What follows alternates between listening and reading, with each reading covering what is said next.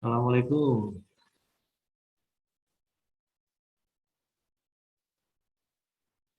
Suaramu nggak kedengeran, Ratna. Waalaikumsalam. Jadi, selamat siang, Bro. Yang Di rumah atau di mana? di rumah, Oh, di rumah. di rumah ya. Cuma Masih agak aman gak ya? enak, badan. Jadi tadi pagi nggak ikut upacara aku Wah, tidur. iya, iya, iya. Kayaknya ini loh upacara banyak ya piye wis Well, tuwa ini barusan jebule. hujan ini. Saya Iya. di kampus juga ini Ini hujan, lagi. Pak teman juga hujan. Mudah-mudahan nggak mati listriknya. Betul, betul. Mungkin karena pancaroba, terus usianya Ya. mungkin makin tua, jadi sidik-sidik sudah penak. Ini badai lanina itu loh soalnya. Iya, loh. Oh, no dampaknya. Cuacanya Aku nggak udah menentu. beli Pak Bayu Oh akhirnya. iya, masih sama Bu harganya. Sama, terus Oh, aku kan masih sama, toh? Arsa kan tanya gini lah, ini untuk apa? Aku nggak bilang ini untuk COVID, enggak. Aku bilang gini, ini kalau orang sesak nafas kan tidak harus karena COVID kan, sesak Ya, nafas kan ya. Iya. betul, betul. Iya, terus Ini saya buat Arsa gini, P3K saja lah, Bu. Ibaratnya iya, buat P3K kan nggak harus dipakai. Oke. iya. Terus lah kalau persoalannya sing sesak nafas Ibu piye ya kowe tak ajari sik to ya. Itunya Iya. kemarin udah dipasangkan akhirnya yang pakai harus pakai kunci Inggris itu loh. Oh Nengko iya, sing mending dipasangkan langsung, Bu. Jadi nanti makanya kan tinggal tinggal masang masang ya, pelan tinggal masang yang yang di pakai sini tangan aja. aja. Iya, betul. Yang pakai kunci Inggris itu nggak dilepas lagi, udah ini nggak usah Ya, dilepas Bu, sama tak punya saya juga gitu. ya tak kurungi terusan tak blongsong Ya, ben nggak kotor. iya, betul, betul. Ya Ya, soalnya aku nggak namanya beli kunci juga gagal. Inggris lah, kono nggak kunci Inggris lagi, oh nggak Loh, usah kalau punya dilepas. pun juga repot, Bu. Mm-mm. Kalaupun punya juga repot masangnya. Udah anu aja, nggak usah dilepas Oke. aja yang ini Bu, Iya, terus ini yang ini dilepas baik. Ya betul, udah, betul, akhirnya tak kurungi. betul.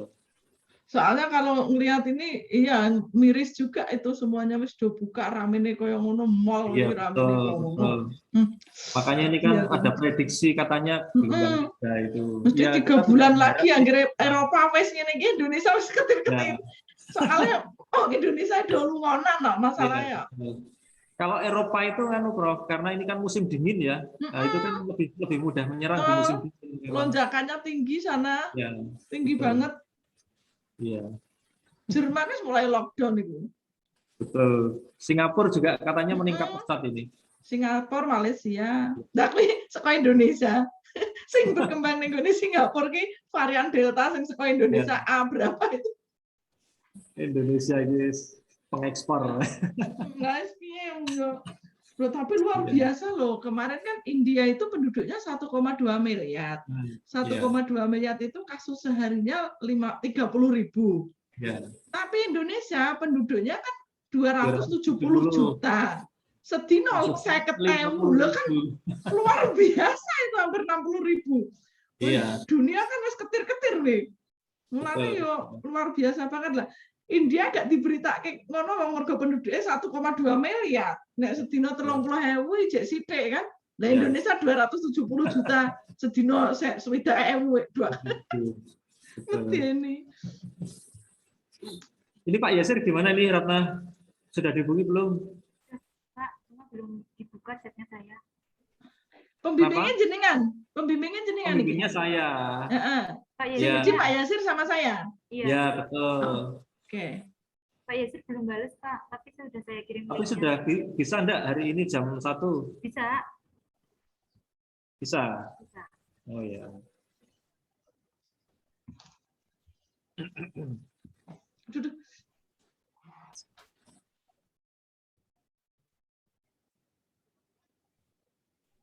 Assalamualaikum, Syekh. Warahmatullahi wabarakatuh, Mas B, Alhamdulillah. Prof Heni. Selamat siang. Assalamualaikum Pak Yai. Waalaikumsalam, sugeng siang. Mijen mendungnya petang sekali. Orang terima mendung karena hujan deras Ini ini Pak sudah teman. hujan. Sudah hujan deras ini. Pak teman udah hujan deras. Iya. Baru gerimis tapi mendungnya Masya Allah. Gelap.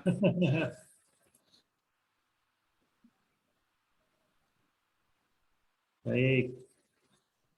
Gimana Bu Heni, Pak Yasir, apa langsung dimulai saja karena sudah lengkap? Iya. Ratna sudah siap, Ratna? Suaramu kok kecil banget. Udah, Pak. Ya, suaranya dikondisikan ya. Baik, karena ini penguji sudah lengkap dan juga Ratna sudah siap, kita langsung saja mulai supaya nanti juga selesainya tidak terlalu sore ya. Bismillahirrahmanirrahim. Assalamualaikum warahmatullahi wabarakatuh. Waalaikumsalam warahmatullahi wabarakatuh. Selamat siang kepada Prof. Marheni selaku penguji pertama, Pak Yasir Alimi PhD sebagai penguji kedua, dan juga Ratna sebagai mahasiswa yang hari ini akan menempuh sidang ujian skripsi. Ini Ratna hari ini akan menyelesaikan satu tahap akhir dari proses studinya ya, salah satunya adalah ujian skripsi. Dan sebelum kita mulai, saya ingin mengecek dulu secara administratif apakah sudah diselesaikan ya. Jadi sudah mendaftar resmi di jurusan, sudah ada SK pengujinya ya, sudah di-share ke Bapak Ibu penguji ya, karena sudah ya, oke. Kemudian berkas-berkas ujian juga sudah dikirimkan ke para penguji, sudah. Kemudian jumlah SKS yang kamu tempuh sudah memenuhi 144? Sudah, Pak. Sudah. Sudah. Berapa? Pasnya berapa tepatnya? Berapa SKS kalau dengan skripsi? 38 tambah skripsi. Oh, berarti 144 pas ya? Iya, Pak. Oke. Kemudian untuk TOEFL berapa skor TOEFL-nya? 427, Pak. 427 ya. Oke. Oke, sudah keluar ya Sudah. sertifikatnya ya. Baik. Baik, saya rasa untuk syarat-syarat administrasi sudah lengkap ya. Jadi kita bisa mulai proses ujian hari ini. Jadi sebelum dimulai saya akan menjelaskan tata cara atau prosedur dari ujian ini. Nanti ujian akan diawali dengan presentasi dari Ratna. Kurang lebih waktu yang diberikan antara 10 atau maksimal toleransinya 12 menit ya. Jadi antara 10 sampai 12 menit. Setelah presentasi nanti saya akan mempersilahkan kepada penguji 1 pada Prof. Marheni untuk memulai sidang. Setelah itu dilanjutkan Pak Yasir sebagai penguji 2, dan nanti terakhir saya sebagai penguji ketiga. Jadi di sini kami semuanya adalah penguji, tidak ada lagi pembimbing, sehingga apapun yang kamu tuliskan itu adalah tanggung jawab pribadi dari kamu sendiri, begitu ya. Sudah siap ya, Ratna ya? Siap, Pak. Oke, mau berdoa dulu? Ya, berdoa dulu. Ya, baik. Kalau begitu saya beri waktu, silakan untuk berdoa lebih dahulu.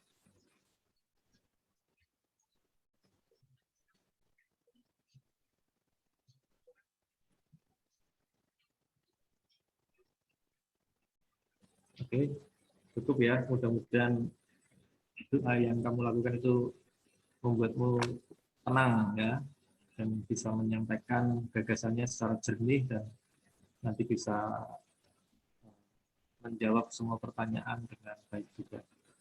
Baik, kalau begitu kita segera mulai saja. Silakan kamu memaparkan apa penelitianmu dan apa hasilnya dalam waktu yang saya sampaikan tadi ya, maksimal 12 menit. Silakan bisa dimulai. Baik, terima kasih atas waktunya.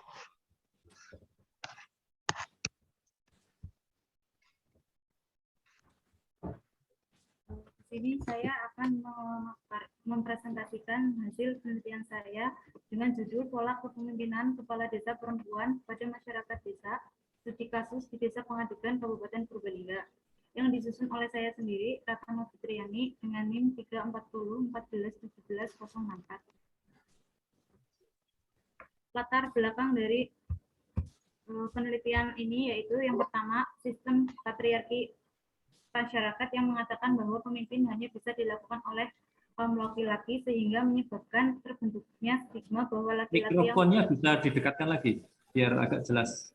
Karena ini hujan jadi kurang jelas. Iki nganti 86 aku. Ini saya sampai 100, Bu. Mic-nya didekatkan ke mulut nggak apa-apa. Latar belakang yang pertama yaitu sistem patriarki masyarakat yang mengatakan bahwa pemimpin hanya bisa dilakukan oleh kaum laki-laki sehingga menyebabkan terbentuknya stigma bahwa laki-laki yang berkuasa dan perempuan yang dikuasai.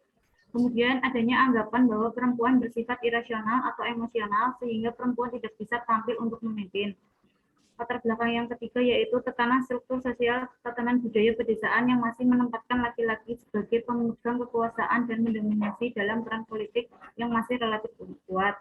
Kemudian latar belakang yang terakhir yaitu terpilihnya kepala desa perempuan di desa Pengadegan merupakan fenomena pertama kali dalam sejarah politik desa Pengadegan. Karena sebelumnya desa Pengadegan ini selalu dipimpin oleh laki-laki dan belum pernah ada perempuan yang mencalonkan diri sebagai kepala desa. Kemudian rumusan masalah yang pertama, apa yang mendorong perempuan di desa Pengadegan mencalonkan diri sebagai kepala desa? Rumusan masalah yang kedua, bagaimana kepala desa perempuan menjalankan pola kepemimpinannya di desa Pengadegan? Rumusan masalah yang ketiga, bagaimana tantangan dan hambatan yang dialami kepala desa perempuan dalam menjalankan kepemimpinannya di desa Pengadegan? Kajian penelitian yang terdahulu, pada sebuah perempuan dalam politik dan kepemimpinan, saya menggunakan penelitian dari Utaningsih dan kawan-kawan tahun 2020, Torongan dan kawan-kawan 2018, Mewengkang dan kawan-kawan 2016, Indrato 2019, Iftiyah tahun 2019, Buddha dan kawan-kawan 2014, Artina 2016, Munte dan kawan-kawan 2018, Widya Suti dan kawan-kawan 2016, NG Cecilia 2017, POP 2020, dan SIM 2021. Kemudian untuk kajian penelitian terdahulu relasi gender di pedesaan, saya menggunakan penelitian dari Burnett 2011, Bali 2010, dan Tokan 2020. Kemudian landasan teori. Di sini saya menggunakan landasan teori peran gender dan transformasi sosial dan perempuan dalam kepemimpinan. Untuk peran gender dan transformasi sosial, saya mengutip dari buku Fakih Mansur tahun 2013 pada halaman 13, yaitu pandangan gender yang menimbulkan adanya ketidakadilan gender terbagi dalam 5 bentuk. Ketidakadilan gender terbagi menjadi 5 bentuk, yaitu gender dan marginalisasi perempuan, gender dan subordinasi, gender dan stereotip, gender dan kekerasan, serta gender dan beban kerja. Kemudian perempuan dalam kepemimpinan, saya mengutip dari buku Ibu Prof. Marhaini tahun 2011, halaman 18, budaya patriarki yang masih sangat dominan di Asia Selatan dan Tenggara masih membatasi peluang perempuan untuk terjun ke dunia politik, atau lebih jauh lagi memegang tampuk pimpinan politik nasional.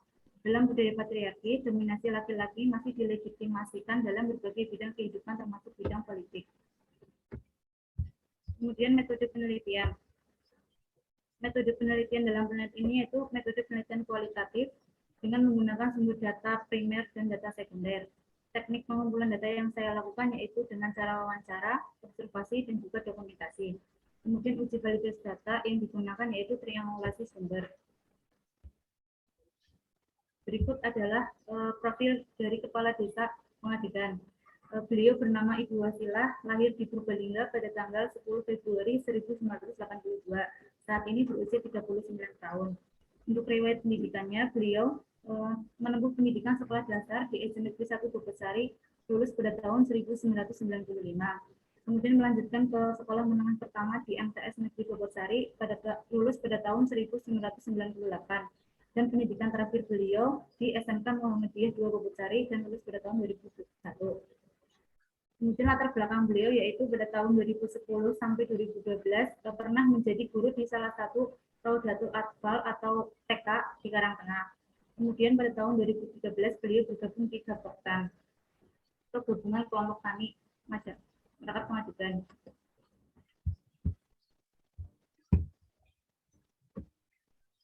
Faktor pendorong kemunculan kepala desa perempuan di desa Pengadegan.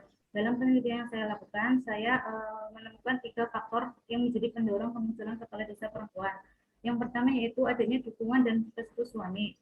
Sebelum mencalonkan diri sebagai kepala desa, Bu Wasilah dan suaminya melakukan diskusi sehingga akhirnya suaminya memberikan izin untuk Bu Wasilah mencalonkan diri sebagai kepala desa.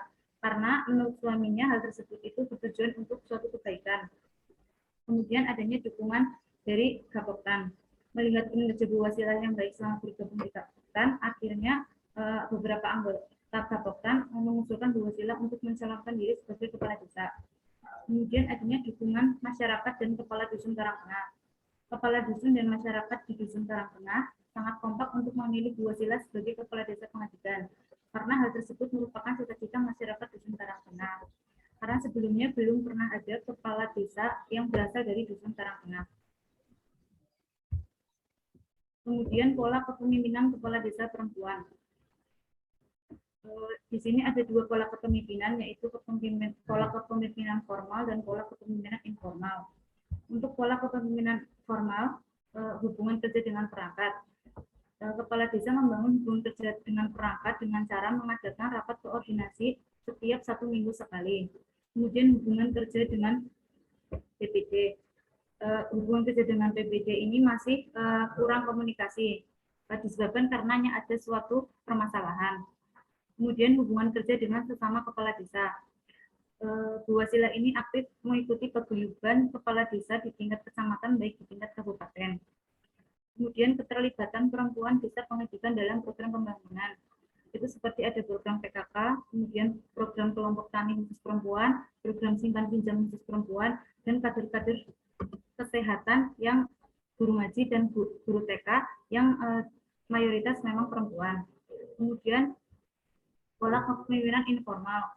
Ada hubungan dengan masyarakat. Bu Wasilah sering turun langsung ke masyarakat, seperti menghadiri acara hajatan, pengajian, maupun tasyakuran.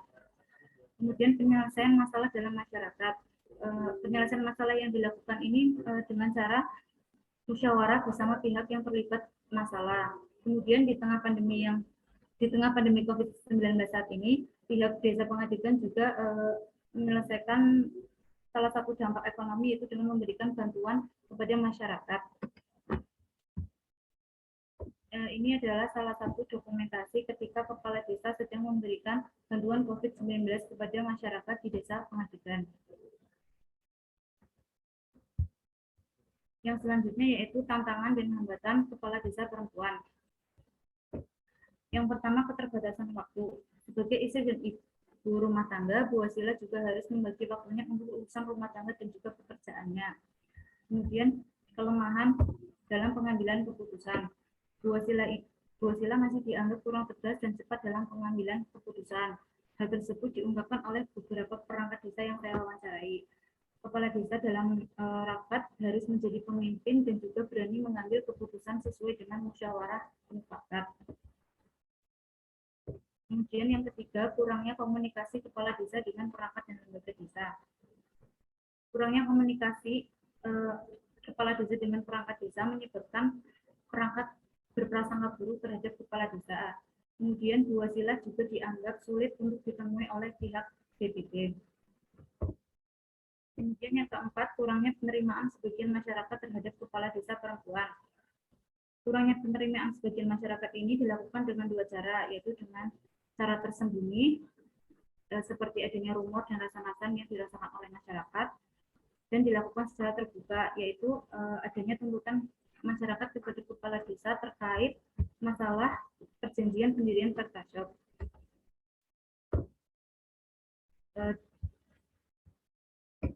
Ini adalah salah satu berita yang berisi tentang warga desa Pengadikan yang memprotes kepala desa. Kejadian ini terjadi sekitar awal tahun 2021.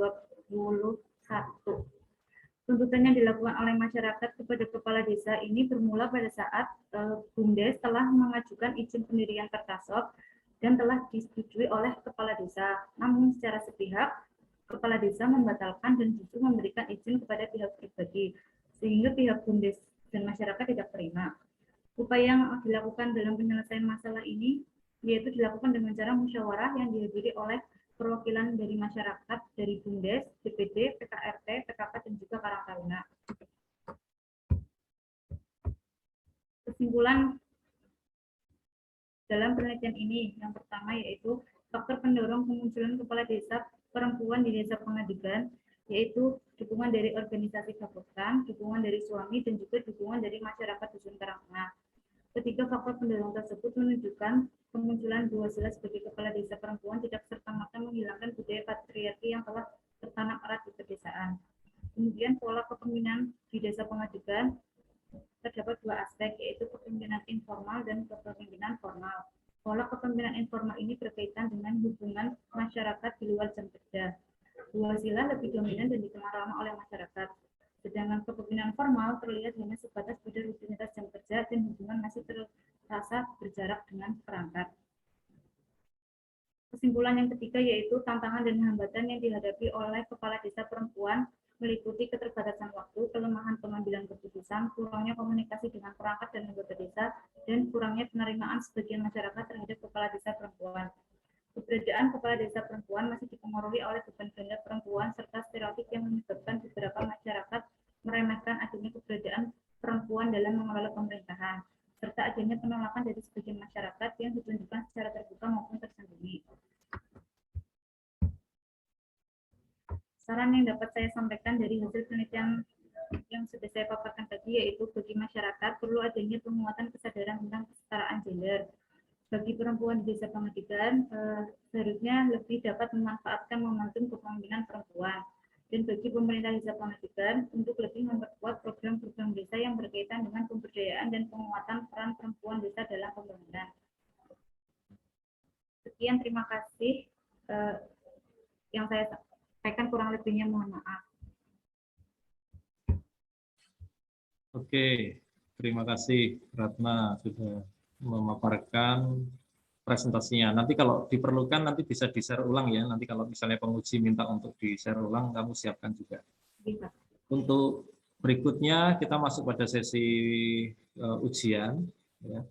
Nanti akan dimulai dari penguji pertama, kemudian kedua dan ketiga. Untuk yang waktu pertama ini kami serahkan kepada Ibu Prof. Tri Marheni. Monggo Bu Prof untuk bisa memulai. Suaranya Bu masih tertutup mikrofonnya. Iya, oke.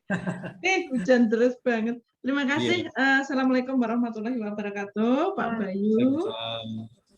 Sebagai penguji ketiga, kemudian pemimpin sidang, dan Pak Yasir, selamat siang. Saudara Ratna, selamat siang. Selamat sudah menulis sampai pada tahap ini, sudah ujian, paling tidak sudah melakukan hal-hal yang diharuskan ya, sudah tes TOEFL, sudah segala macam, betul luar biasa. Oke, saya baca pertama, judulnya kan ini pola kepemimpinan gitu ya, pola kepemimpinan kepala desa perempuan di masyarakat desa. Bayangan saya itu akan ketemu, oh polanya itu seperti ini gitu. Jadi kepala desa perempuan itu punya pola yang kayak begini, atau setelah dideskripsikan polanya seperti apa, akhirnya akan ketemu seperti ini. Itu bayangan saya di awalnya seperti itu. Nah, tetapi setelah saya baca kan nggak ketemu seperti itu ya. Kemudian di judulnya ini kan pola kepemimpinan. Bahkan teorinya nggak ada. Teori pola kepemimpinan itu hanya ada di batasan istilah. Terus gimana? Pakai teori apa untuk menganalisis pola kepemimpinan ini?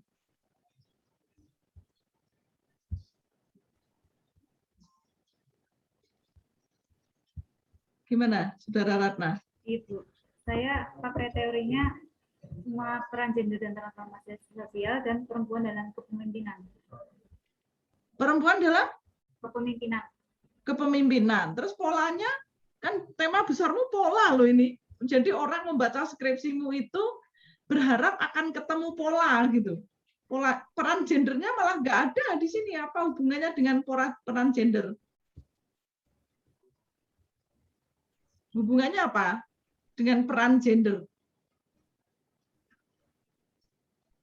Ini kan judulnya pola kepemimpinan. Nah, ini tema besarnya justru pola kepemimpinan. Pola kepemimpinan perempuan pada masyarakat desa. Nah, saya membayangkan itu seperti apa perempuan yang memimpin pada masyarakat desa itu gitu. Nah, tapi saya lihat teori tentang pola kepemimpinannya nggak ada.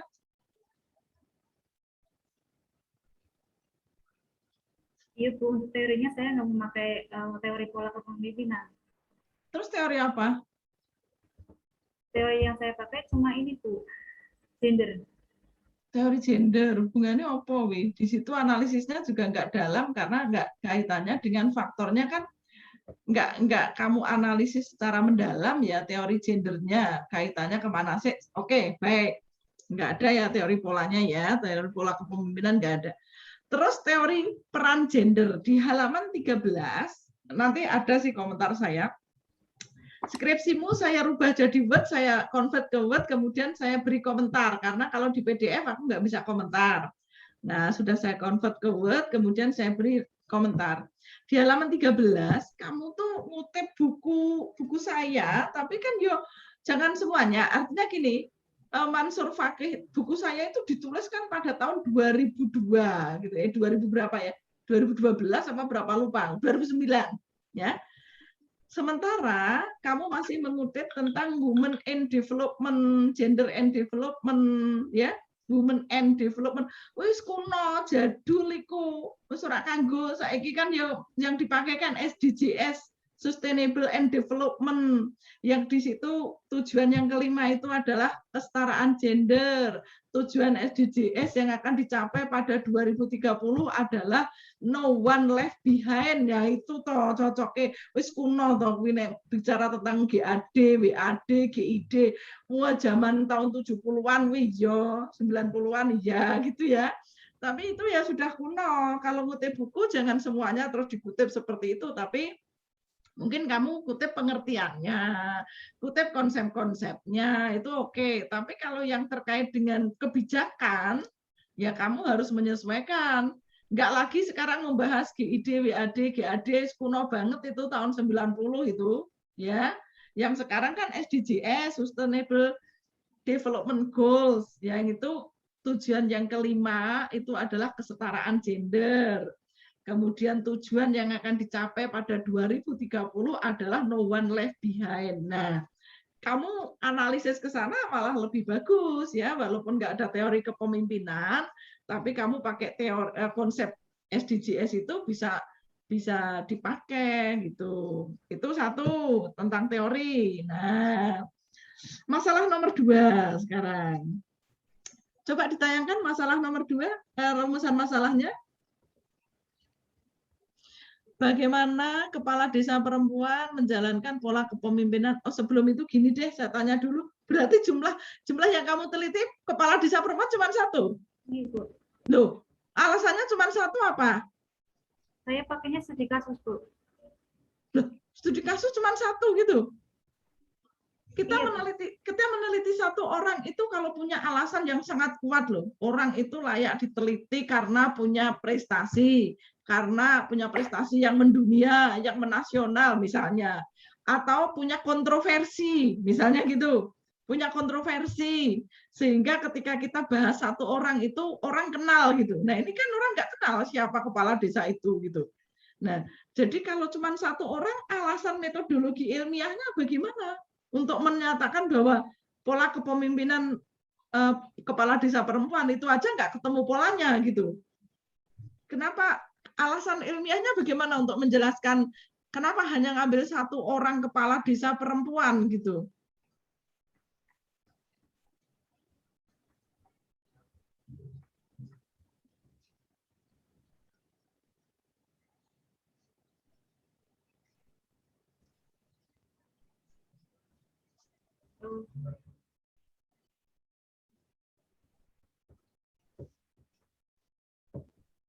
Hey. Karena ini menurut saya ya Bu, fenomena kepala desa perempuan ini baru pertama kali desa Pengadegan Bu, jadi menurut saya unik untuk diteliti. Ah, itu yang nggak mewakili secara ilmiah, wong ini skripsi besar orang membaca itu. Coba Anda stop share dulu, share screen-nya di stop dulu. Pak Bayu, izinkan saya share screen Pak Bayu. Oke. Andai kata ya, kita kan ngomong nih ya, kayak begini nih. Yang mana sih? Yang kan judulmu tuh seperti ini, judulmu pola kepemimpinan ya. andai kata ya, andai kata apakah bayangan saya itu apakah seperti ini gitu ya, anak desa A, desa B, desa C, desa D, desa E ini kepala desanya perempuan gitu. Terus dari kepala desa perempuan ini ketemu polanya macam-macam. Ono pola macam-macam lah ya, X, Y, X1, Z1, Y dan sebagainya. Terus Anda simpulkan, Anda analisis, oh ternyata rata-rata kepala desa perempuan itu punya pola yang kayak gitu. Bayangan saya itu awalnya itu apakah ini gitu ya, ternyata enggak gitu. Atau oke, kalau di desa pengadegan ya, di desa pengadegan, apakah di desa pengadegan itu kepala desanya itu turun temurun atau beberapa itu perempuan gitu, beberapa kali itu perempuan, sehingga karena beberapa kali perempuan maka akan ketemu pola A, pola B, pola C, pola apa ya, pola B, C, pola apa campuran, terus dianalisis, oh ternyata secara tradisi atau secara politik turun temurun kepala desa itu yang ada di pengadegan yang perempuan itu punya pola kayak begini. Bayangan saya seperti itu gitu, karena judulnya pola kepemimpinan itu. Nah, ternyata punyamu hanya seperti ini, kepala desa perempuan hanya satu, dan kamu tiba-tiba membahas pola informal, formal dan informal, terus apa nggak ngerti, terus apa ini nggak ketemu di sininya apa juga gitu. Nah, sehingga kalau saya lihat skripsi ini ya gimana, tidak jelas antara judulnya dengan masalahnya dan teorinya nggak nyambung gitu. Andai kata kamu mau bersusah payah sedikit gitu ya, entah kalau yang seperti ini nggak mungkin karena di pengadegan nggak ada kepala desa perempuan karena baru sekali itu, berarti yang ini nggak mungkin. Andai kata kamu tidak fokus ke pengadegan ya, misalnya kamu cari kepala desa yang lain misalnya, yang perempuan, terus kemudian kamu tahu pola kepemimpinannya kayak apa, berarti kamu akan bisa menyimpulkan, oh rata-rata kepala desa perempuan itu punya pola kepemimpinan seperti ini. Nah, itu baru ada maknanya. Posisi penelitianmu itu ada di sini, yang ini menjadi tidak jelas, munculnya pola formal, pola informal ini dari mana, karena di teorinya juga tidak ada, simpulannya juga seperti apa, akhirnya tidak nyambung antara masalah 1, 2, 3 kan nggak ada kaitannya. Terus peran gendernya kemana itu juga kan nggak ada kaitannya gitu. Nah ini yang saya katakan, skripsi ini bingung saya akhirnya gitu. Oke, jadi kalau sebetulnya sih ya, kalau kamu mau bersusah payah sih bagus yang ini gitu ya, karena yang ini nggak mungkin ya, yang ini nggak mungkin. Kalaupun mungkin misalnya pernah ada bagus juga gitu. Tapi posisimu masih di sini, yang ini di teorinya tidak ada teori polanya, pola kepemimpinannya hubungannya karo teori gender juga nggak ada. Itu yang menjadikan saya bingung, gitu Ratna. Terus kaitannya dengan masalah yang kedua. Tayangkan coba masalah yang kedua.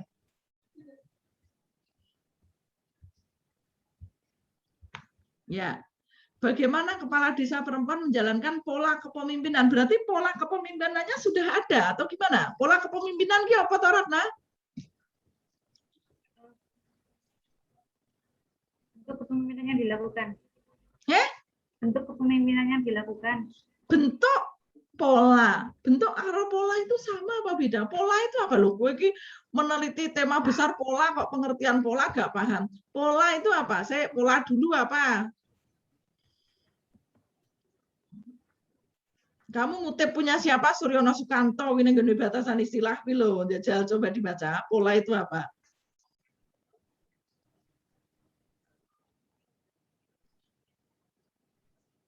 Corak hubungan yang tetap dalam interaksi sosial yang dijadikan model bagi semua anggota kelompok. Di batasan istilah masa bunyinya begitu sih? Suatu cara yang biasanya digunakan untuk menampilkan karakteristik seseorang yang berkaitan dengan cara yang digunakan, Bu. Keajegan ya, pola itu ada keajegan. Iya kan, ada keajegan, ada yang bisa ditandai, sehingga karena ajek yang dilakukan, maka itu membentuk suatu pola, kan begitu. Jadi pola itu ada keajegan tingkah laku, sikap, karakteristik, yang itu ajek gitu. Ajek itu ya terus-menerus dilakukan, sehingga orang akan menandai bahwa oh DE polanya kayak ngono, karakteristiknya kayak gitu gitu. Nah ini yang nomor 2 ini apa sih yang kamu teliti? Bagaimana kepala desa perempuan menjalankan pola kepemimpinannya?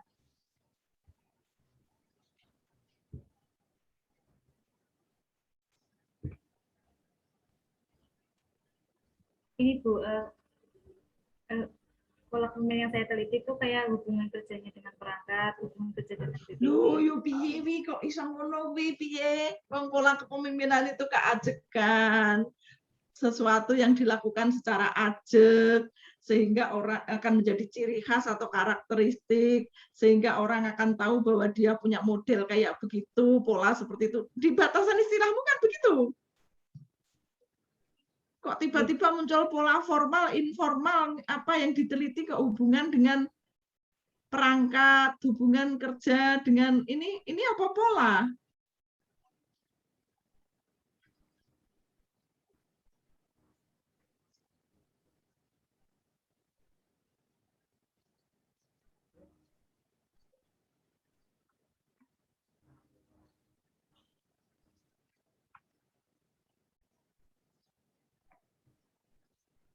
Oke.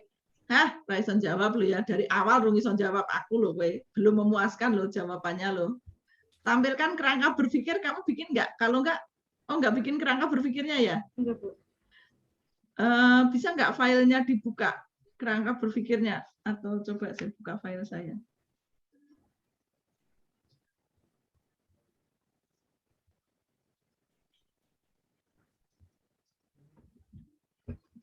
Kerangka berpikirmu kamu bisa membuka nggak?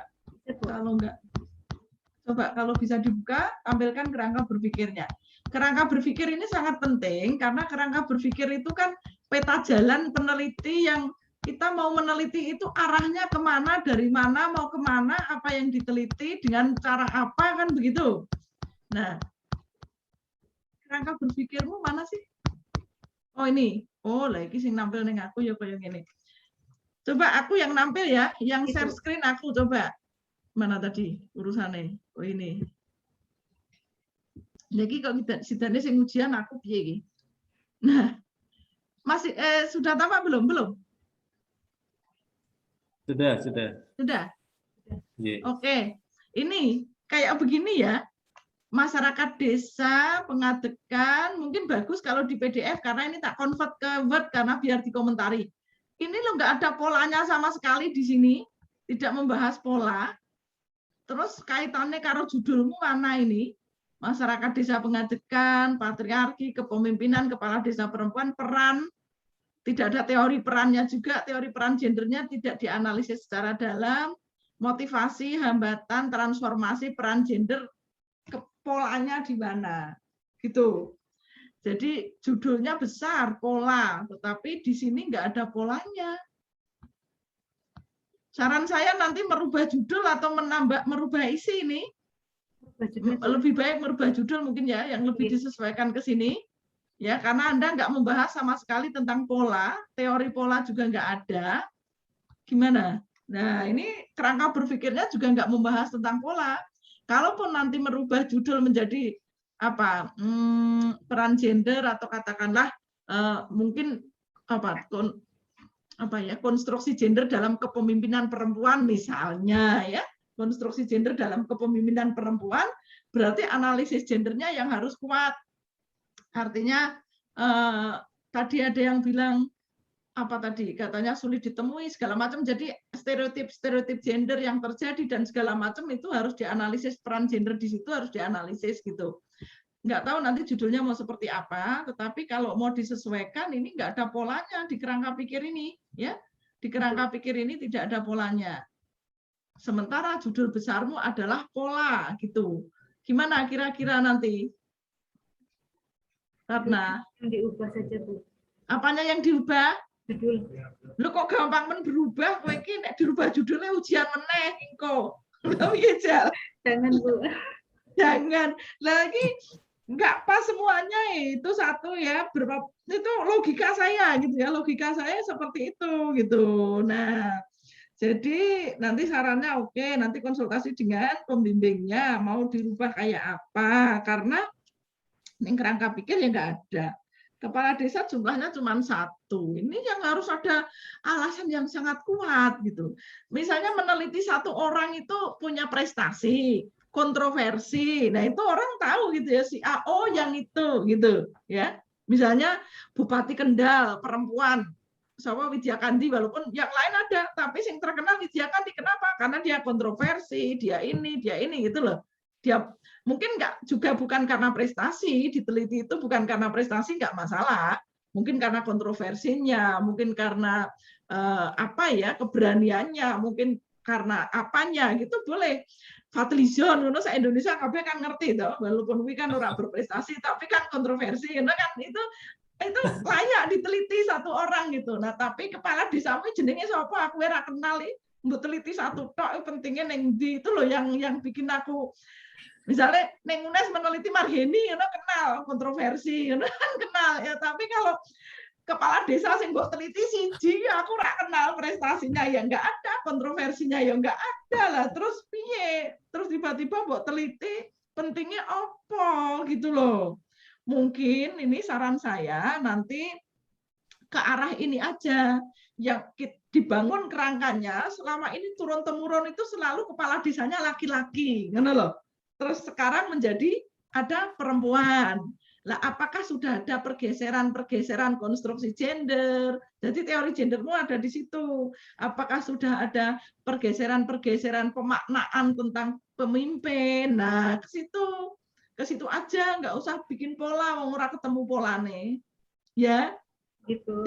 Jadi tidak memasalahkan kepala desa perempuan, tapi mungkin konstruksi gender pada kepemimpinan desa ini ya. Jadi yang dulunya laki-laki sudah bergeser ke perempuan, apakah masyarakat itu tadi kamu katakan masyarakat ngotot memilih si ibu itu gitu. Nah, kenapa kok ngotot itu? Kan lagi persoalan yang menarik. Jadi apakah kengototan itu karena ada konstruksi yang sudah bergeser, ada dekonstruksi tentang kepemimpinan yang sudah mulai bergeser, atau apa? Itu aja nanti fokusnya berubah ke sana. Nggak usah ke pola, karena nggak ada polanya juga di skripsimu. Pola formal, informal itu apa itu maksudmu? Untukmu kondi, pola formal dan informal itu?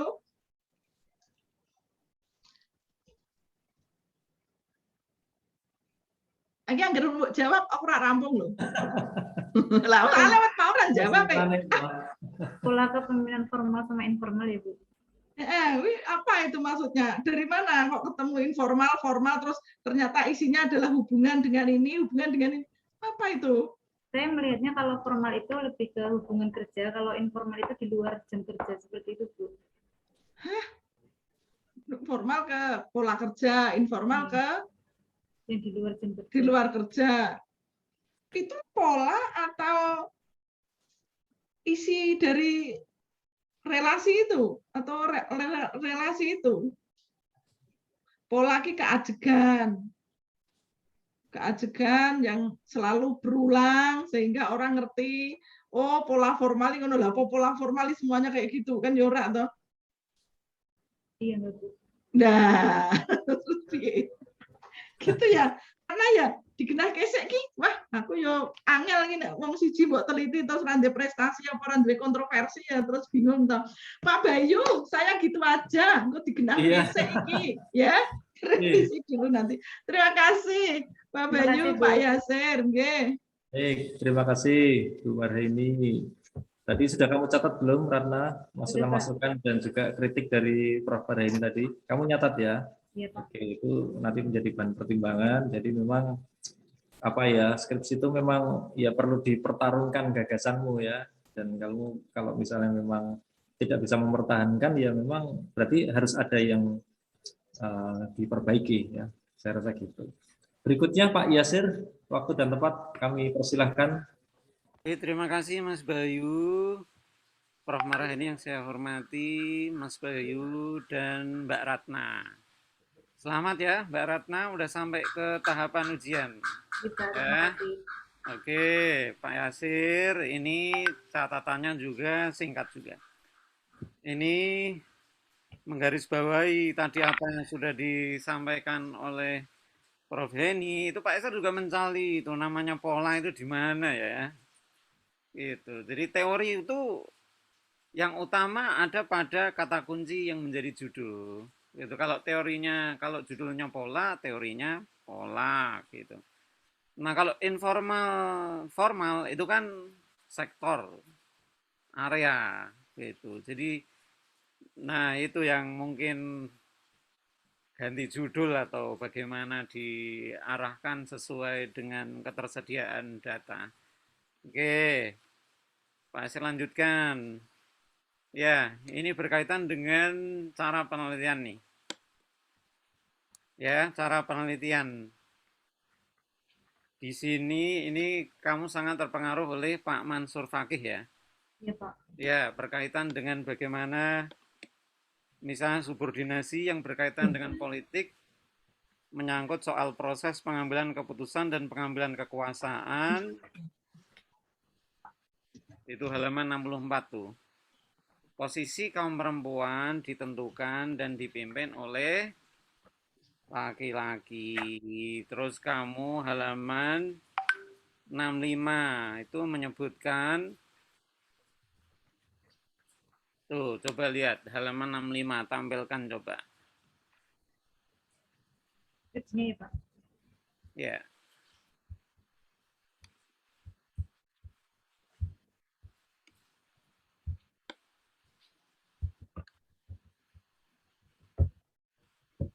Yang mulai restu dari suami, halaman 65, restu dari suami.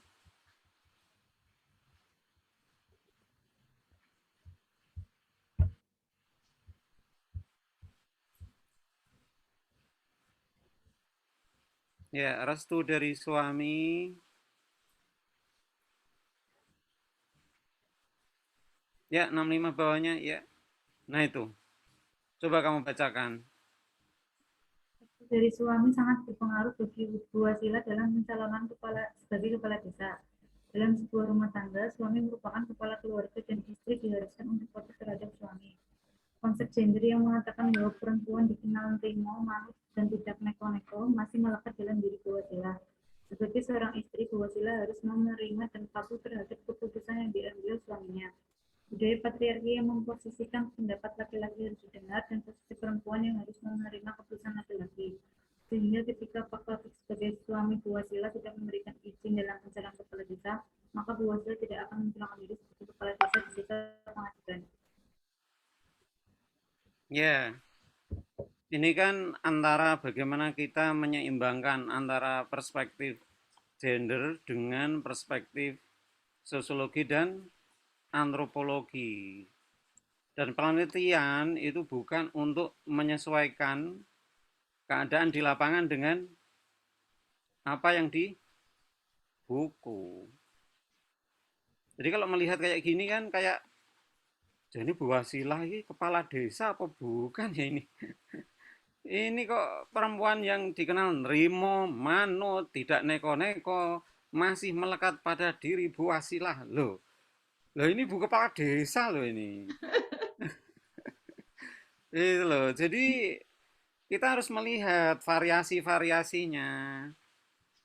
Misalnya nih, ukuran bahwasanya semuanya berubah secara radikal, itu kan mungkin ukuran di barat. Kita nggak bisa menggunakan ukuran seperti itu untuk mengukur di desa pengadegan gitu. Apa yang di masyarakat pengadegan muncul kepala desa itu hal yang luar biasa loh. Itu loh.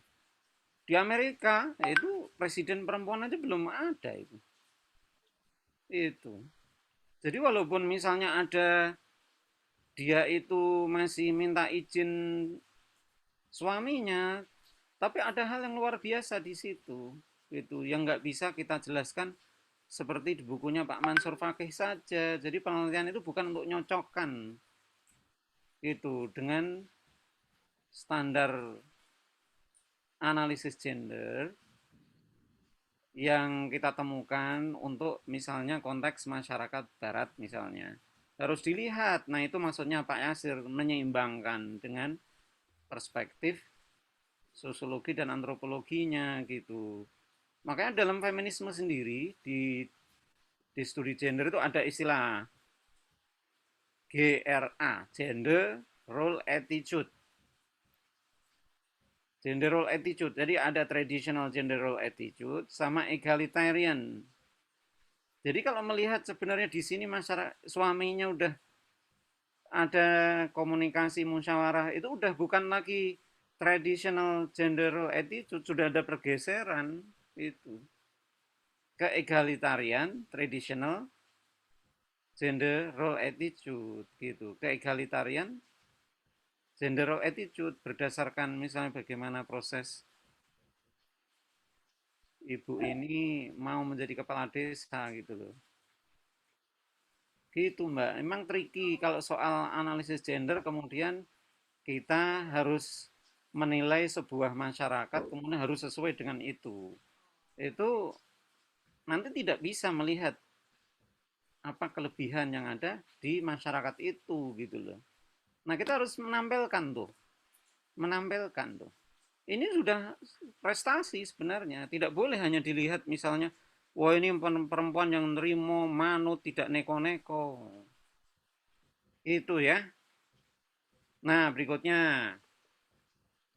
Tadi seperti Prof. Denny sampaikan, itu berkaitan dengan WID. Sekarang Indonesia itu sudah kebijakannya bukan WID, sudah menganut SDGs. iya SDGs dan PUG. Tahu PUG enggak? Nggak tahu, Pak. Apa itu? Tahu nggak PUG? Tahu nggak Mbak? PUG. Nggak, Pak. Kesetaraan gender. Itu kebijakan yang diambil oleh pemerintah Indonesia itu namanya Pengaruh PUG. utamaan gender. Itu beda dengan WID itu.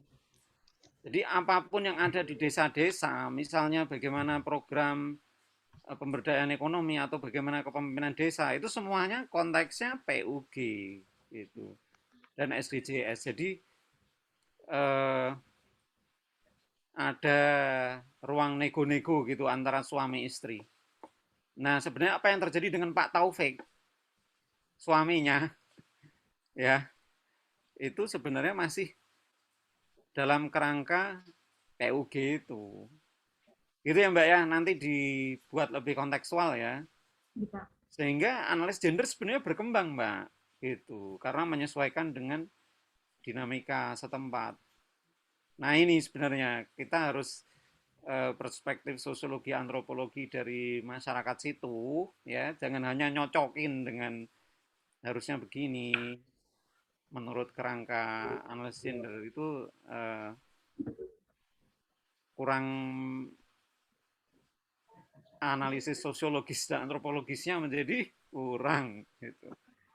Sehingga nanti kan bisa melihat oh memperbaharui teori itu. Seperti itu teman-teman saya itu yang keluarga Bunyai mengatakan bahwa di keluarga misalnya mengalami penindasan. Padahal udah jadi profesor di UIN Wali Songo.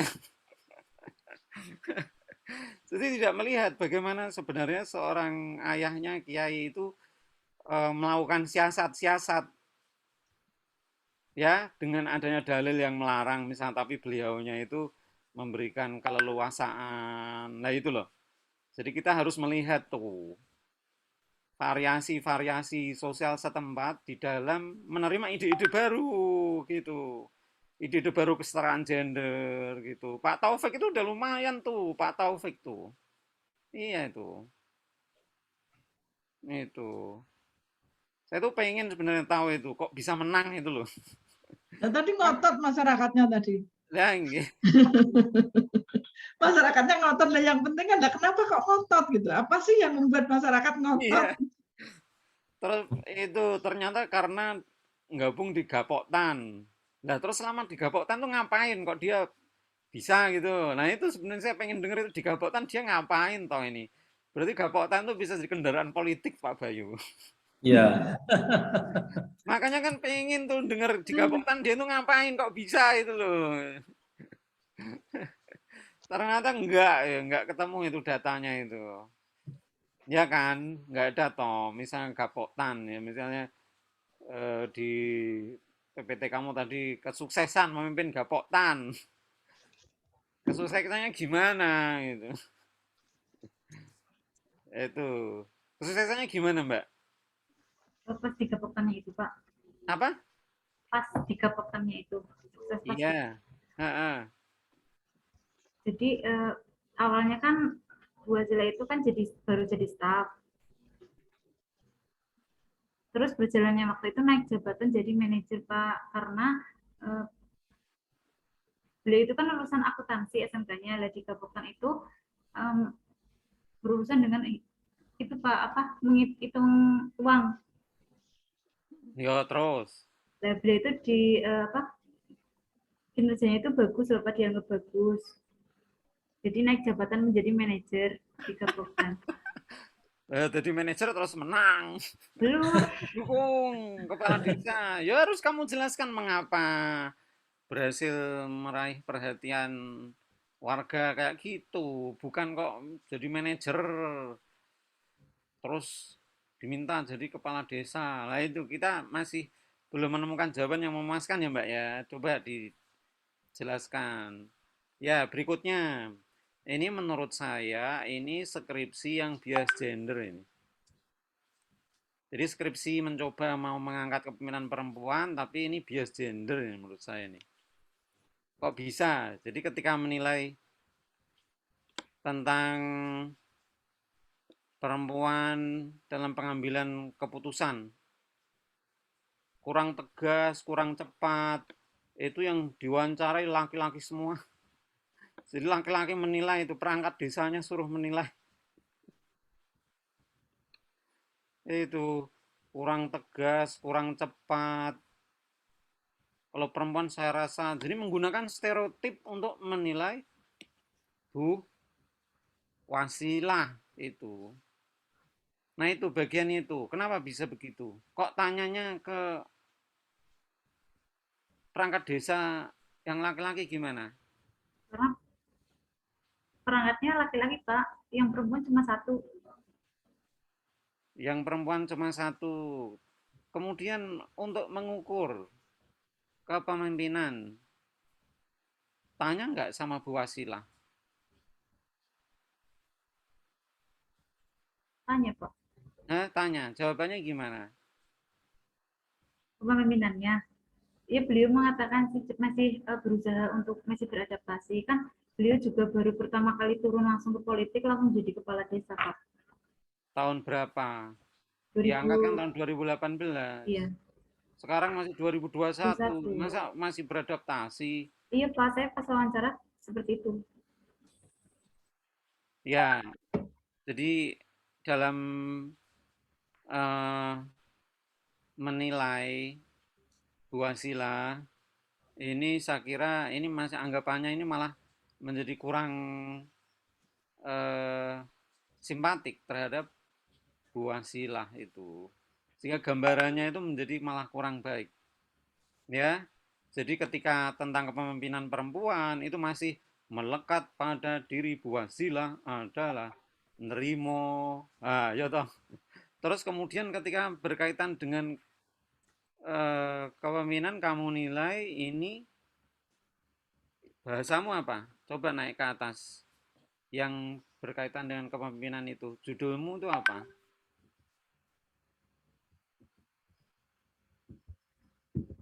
Pak, ini nggak bisa di screen. Pengambilan keputusan. Berkaitan dengan pengambilan keputusan.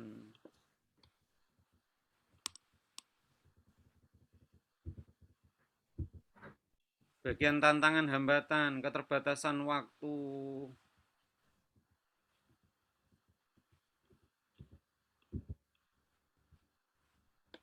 Kelemahan yo, halaman 91. Iya toh, halaman 91. Nah tuh, kelemahan dalam pengambilan keputusan. Tuh, jadinya malah semakin mendiskreditkan gender ini pemimpin perempuan itu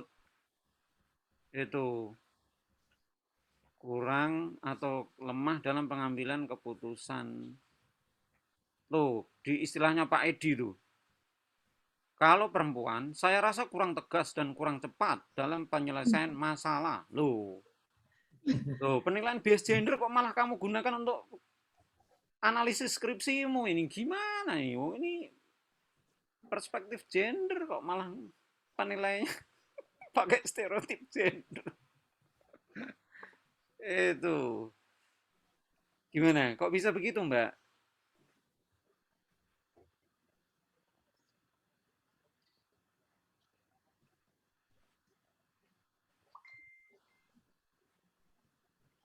Oke, sekarang coba yang baik-baik dari Bu Wasilah apa?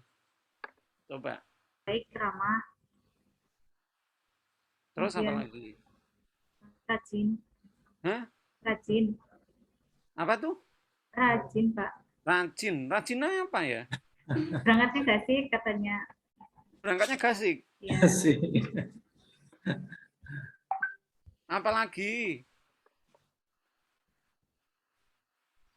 terus ini kayak tidak mengenal lelah gitu loh, Pak. Tidak mengenal lelah. Tidak mengenal lelah contohnya apa? Maksudnya kan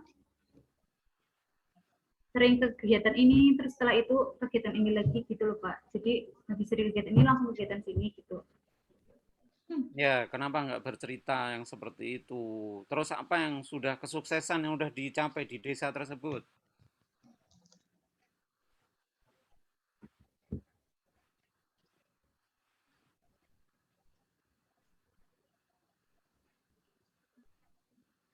Itu yang kayak program-program, adanya program pemberdayaan perempuan yang lewat guru, adanya honor dari guru ngaji, guru TK gitu, Pak. Lah. Yo aku yo kalau ngasih honor guru ngaji, guru TK bang sudah dibayar, nek dibayar dana desa ini kan balik. Terus untuk ibu-ibu apa ada itu pemberdayaan, Ada peningkatan? program ini menanam di pekarangan rumah, itu Hmm, dari PKK. Kemudian hmm, ada simpan pinjam khusus perempuan. hmm. Ya, terus apa lagi? Terus ada kelompok tani khusus perempuan. Ya, kelompok tani perempuan. Iya. Kegiatannya apa? Itu Pak yang tadi menanam tanaman di pekarangan rumah. Oke, kalau keahlian khusus dari Bu Wasila sehingga beliau diminta untuk maju itu apa? Mungkin ada sesuatu yang membuat apa beliau sangat perhatian terhadap kelompok tani atau gimana?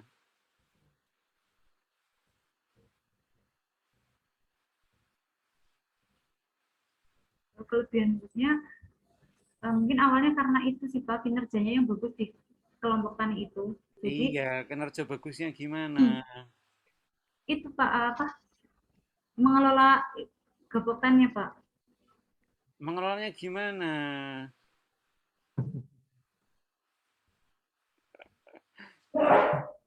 Oke, ya ini jadi eh,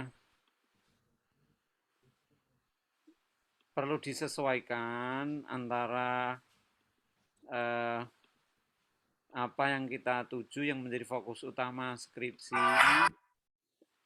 pola atau apa, dan juga perlu pendekatan yang lebih empatik terhadap Ibu Wasilah, ya. Itu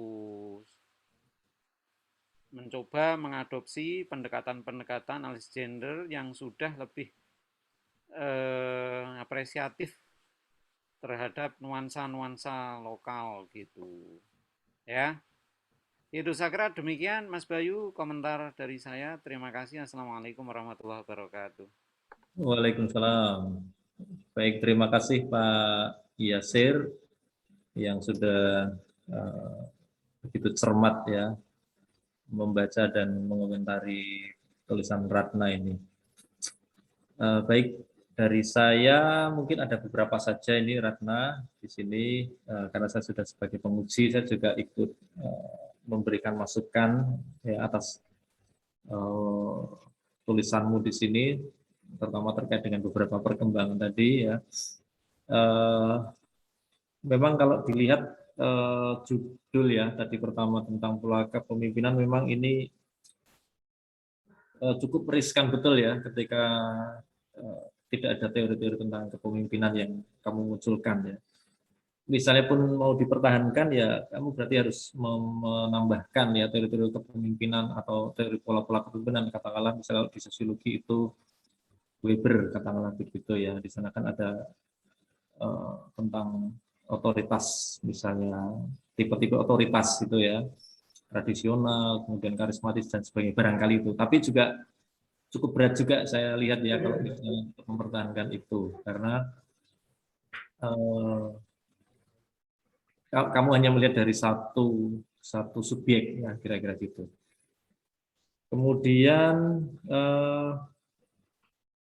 yang paling apa ya, kalau kita lihat dari apa yang sudah kamu miliki ini, memang seperti saran dari Prof. Marheni tadi ya, mungkin arahnya saja yang kemudian kamu perlu mencari arah yang lebih sesuai dengan ketersediaan data gitu ya. Kalau memang nanti mau lari ke pola kepemimpinan itu berat gitu ya, kamu perlu membelokkan. Dan sebenarnya juga ini juga menjadi satu kekhawatiran saya sejak awal itu ya, ketika waktu itu saya tanya kamu berkali-kali tapi tidak bisa apa ya memberikan data yang kaya, khususnya di Gapok tanya itu ya. Ada apa di Gapok Tan itu sehingga kemudian kan nggak mungkin seseorang itu kemudian maju sebagai kepala desa itu dari nol, itu nggak mungkin gitu ya. Pasti dia punya something ya, pasti dia punya sesuatu ketokohan sehingga kemudian apalagi dia terpilih. Kalau nggak terpilih sih mungkin beda kasus ya. Tapi dia terpilih, artinya pasti ada sesuatu di situ. Dan dari cerita-cerita yang kamu peroleh itu kan salah satunya kan ada di Gapok Tan itu. Nah, tapi memang kamu kurang menyisir dengan lebih dalam ini bagaimana apa ya konteks Gapok Tan ini kemudian membentuk diri seorang Bu Wasilah ini menjadi salah seorang elit ya di desa itu. Nah, ini yang saya rasa juga perlu mungkin tadi sudah disarankan oleh Pak Yasir juga ya, bagaimana kamu bisa mengeksplor lebih ya bagaimana tentang Gapok Tan. Dan memang penelitian semacam ini memang membutuhkan apa ya kedekatan yang lebih gitu. Jadi tidak bisa formal sekali gitu. Kalau kamu hanya wawancara formal gitu ya jawabannya pasti ya jawaban-jawaban permukaan gitu. Tapi memang kita harus punya kedekatan secara personal dengan subjek sehingga kemudian ketika kamu ketemu itu bukan lagi wawancara tapi ngobrol. Dia sudah curhat. Ya, jadi tarafnya itu sudah sampai pada taraf curhat atau ngobrol, bukan lagi taraf dia menerima tamu gitu kan.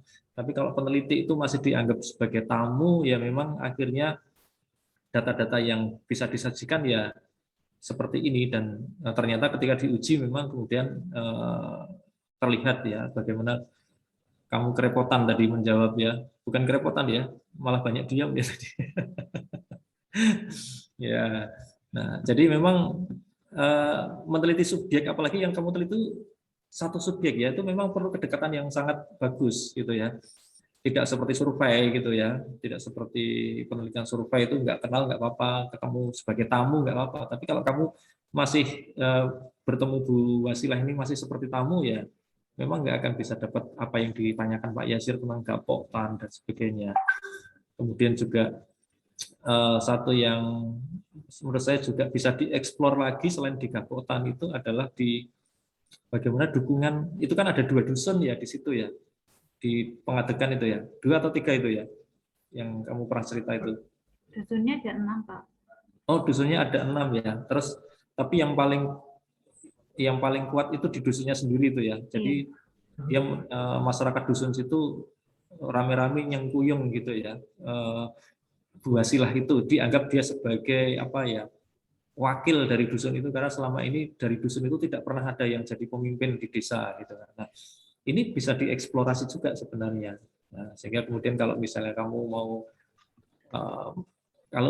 mengkaitkan mau ke masalah bagaimana secara politik bisa, atau mungkin mau secara gender juga, saya rasa juga bisa diarahkan ke sana ya, bagaimana kemudian kalau meminjam istilahnya Pak Yasir ya, penelitian yang tadi apa berperspektif perempuan itu berarti harus mengafirmasi ya, keberadaan Bu Wasilah, berarti bagaimana kemudian fenomena itu kamu lihat sebagai sebuah bentuk apresiasi masyarakat di sana terhadap keberadaan seorang perempuan yang bernama Bu Wasilah. Jadi memang ini perlu pendalaman data yang kuat di situ, sehingga nanti datanya kamu bisa tampilkan di situ.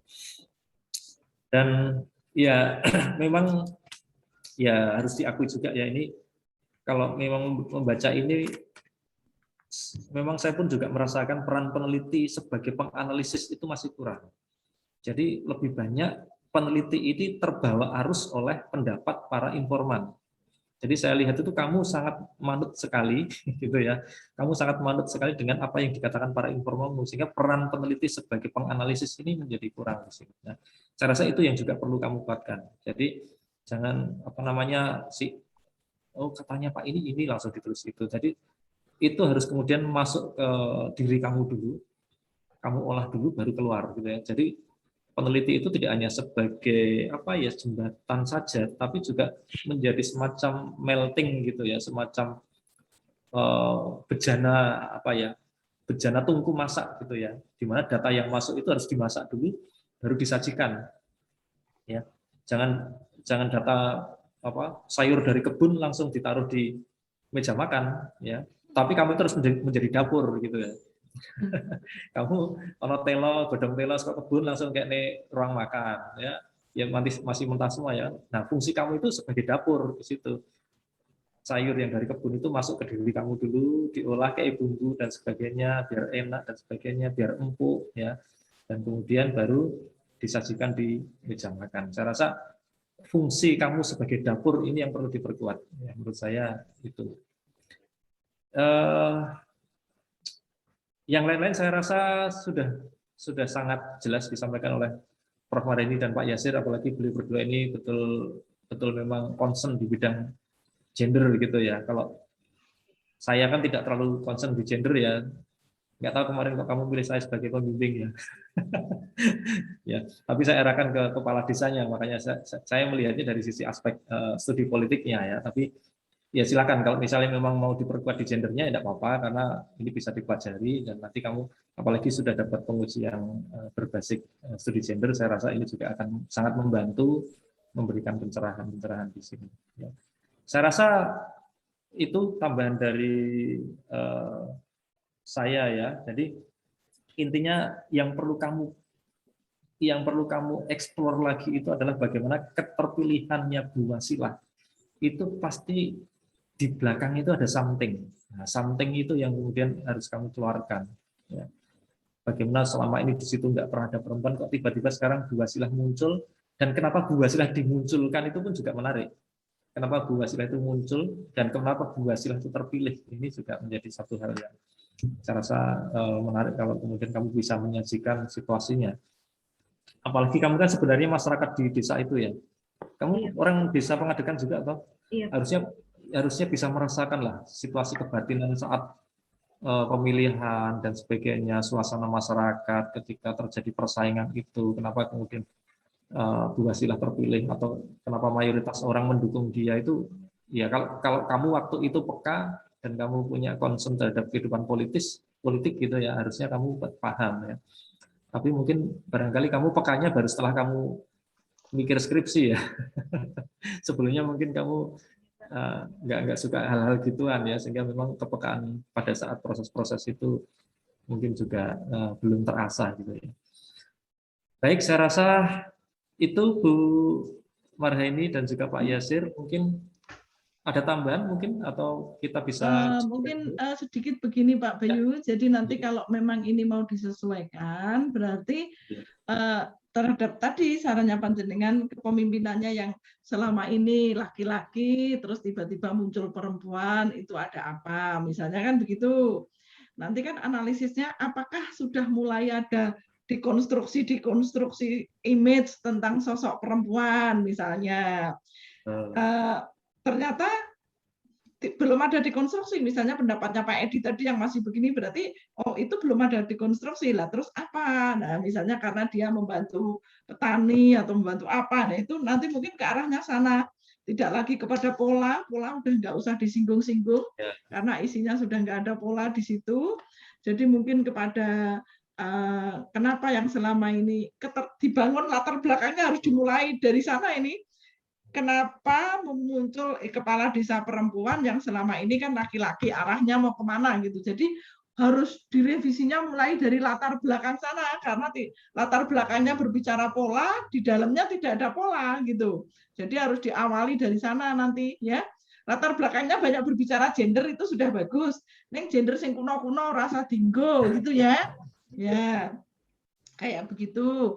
Ataukah, nah kalau memang mau ke analisisnya gender, apakah karena pengaruh PUJ, pengaruh utamaan gender yang dicanangkan oleh pemerintah sejak tahun 2000, nah itu kan ada impresnya tahun 2000, itu mempengaruhi itu, atau nggak ada pengaruhnya gender sama sekali masyarakat desa, pokoknya nggak ngerti gender, ngerti ini wong wedok iki ngene dipilih. Nah itu loh, itu yang justru lebih penting nanti di sana.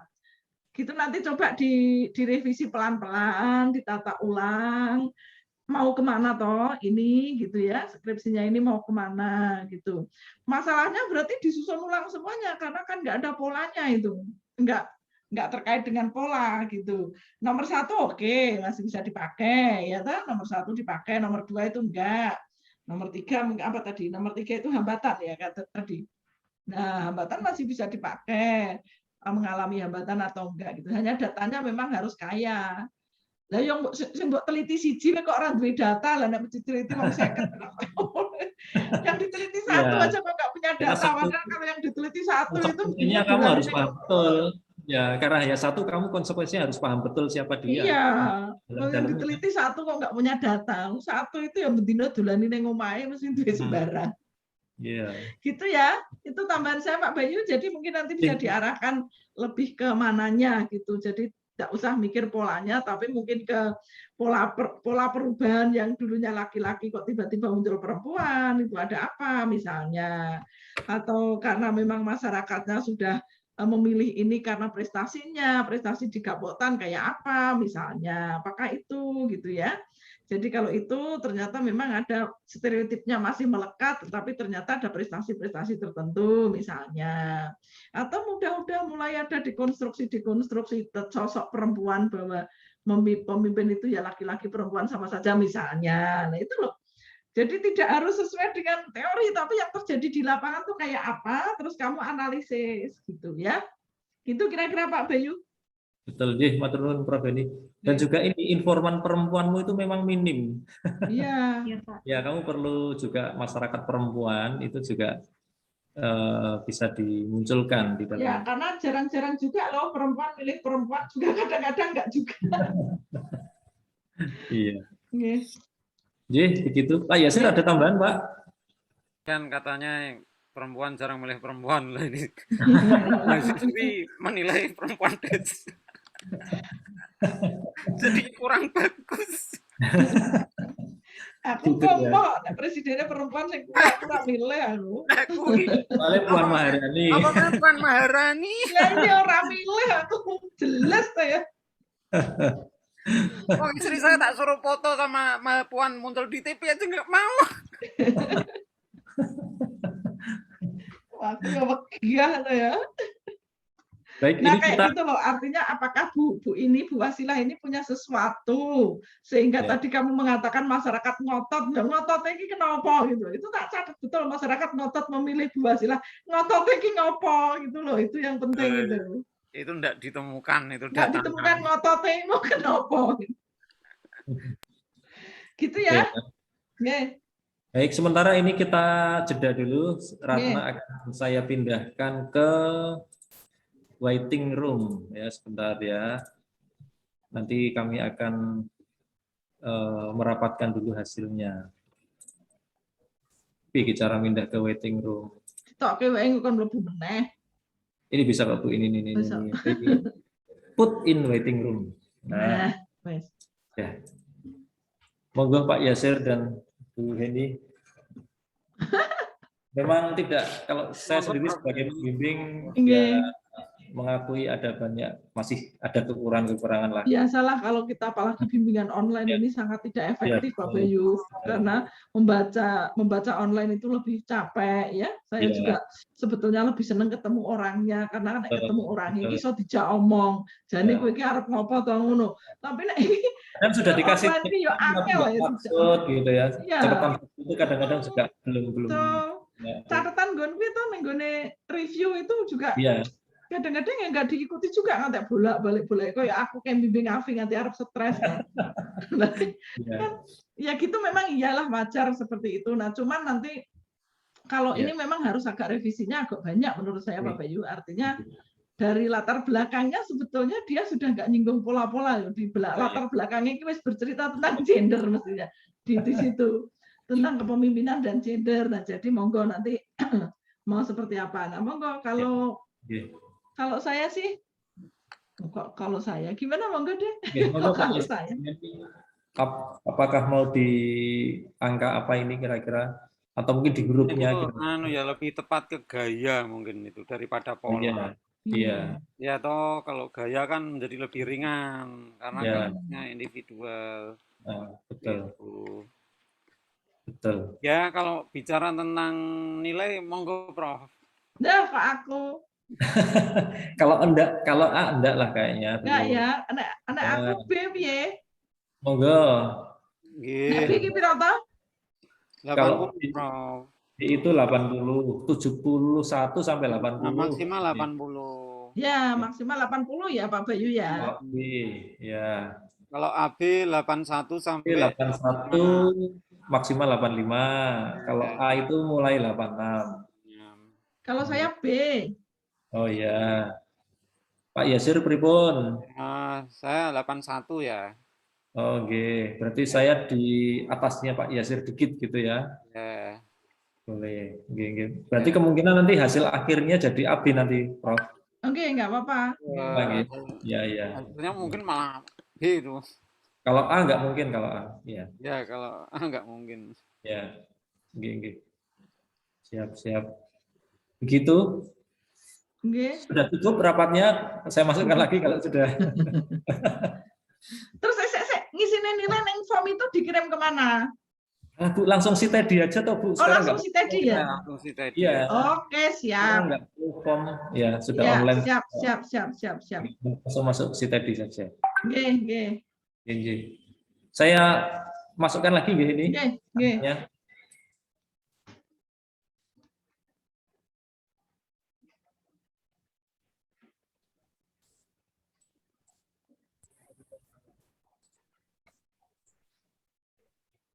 Oke, Ratna, gimana rasanya?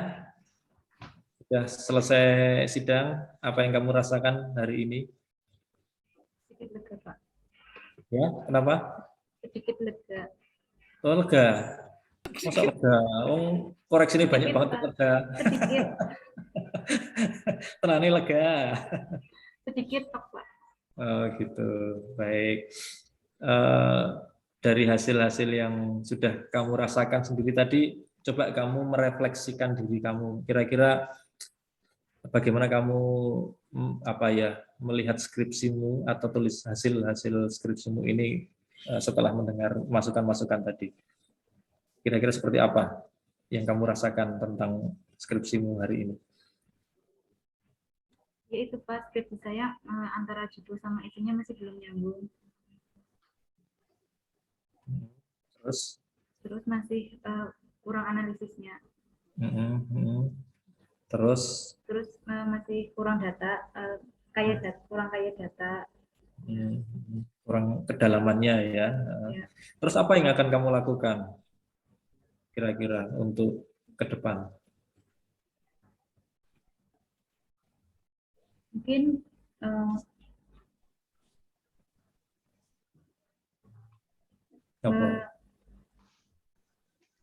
memperbaikinya Pak. Memperbaiki? Iya. Memperbaiki atau mengganti? Atau mengulang lagi? Memperbaiki.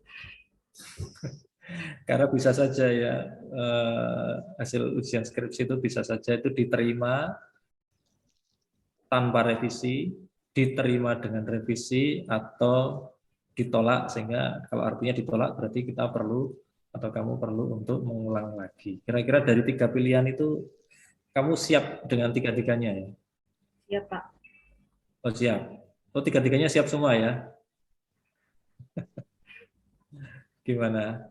Seandainya nanti kemungkinan terburuknya kamu harus mengulang lagi dan besok harus ujian lagi, siap ya? Semoga tidak, Bu. Semoga tidak, Bu. Ya siap, nggak apa-apa, bimbingan saya juga pernah ujian ulang. Loh. 2 kali ya Prof ya malahan ya? Bimbingan saya pernah ujian ulang. Iya. Saya pernah nguji itu, nguji ulang. Iya, siapa ya? Afi itu bukan? Iya, saya lupa siapa itu. Itu kan bimbingan ujian ulang itu. Iya, iya. Kamu siap ya? Misalnya. Siapa Nurul Hidayah. Oh iya. Ya, Pak Didi deh sing uji deh. Nah, ya ujian ulang wi. Gimana Ratna? Siap dengan segala keputusan ya? Seandainya pun diputuskan yang kemungkinan yang terburuk juga siap untuk memulai dari nol lagi ya? Insya Allah, Pak.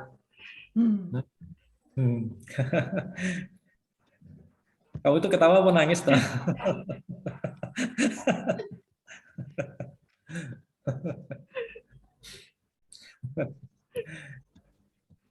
Oke ya, tapi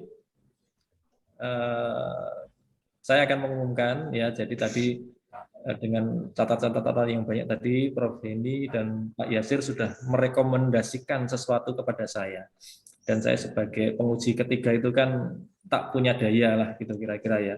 Karena penguji utama itu kan Prof. Denny, sementara Pak Yasir juga penguji kedua. Ya, sehingga saya hanya tinggal menyampaikan, dan sebelumnya saya mohon maaf seandainya apa yang saya umumkan ini tidak sesuai dengan ekspektasi, kira-kira gitu ya, Ratna ya. Ya, Pak. Oke ya, berarti sudah siap menerima hasil dari ujian itu ya. Baik, ini saya umumkan berdasarkan hasil sidang hari ini, ujian hari ini. Kamu tadi sudah mempresentasikan risetmu, mempertanggungjawabkan apa yang kamu tulis, dan kemudian para penguji juga sudah membaca dan menilai ya, serta mengkritisi apa yang kamu tulis, dan pada akhirnya kami merapatkan hasilnya dengan diskusi-diskusi yang cukup panjang ya, meskipun tadi kelihatannya singkat tetapi sebenarnya itu sangat padat sekali tadi itu diskusinya, sehingga dengan saya tak bismillah dulu ya, biar saya misalnya bersalah juga salahnya nggak terlalu merasa berat lah. Dengan mengucapkan bismillahirrahmanirrahim ya, saya menyampaikan hasil yang diperoleh oleh Ratna ini dari ujian hari ini. Ratna ini dinyatakan belum layak ya kalau tidak diluluskan.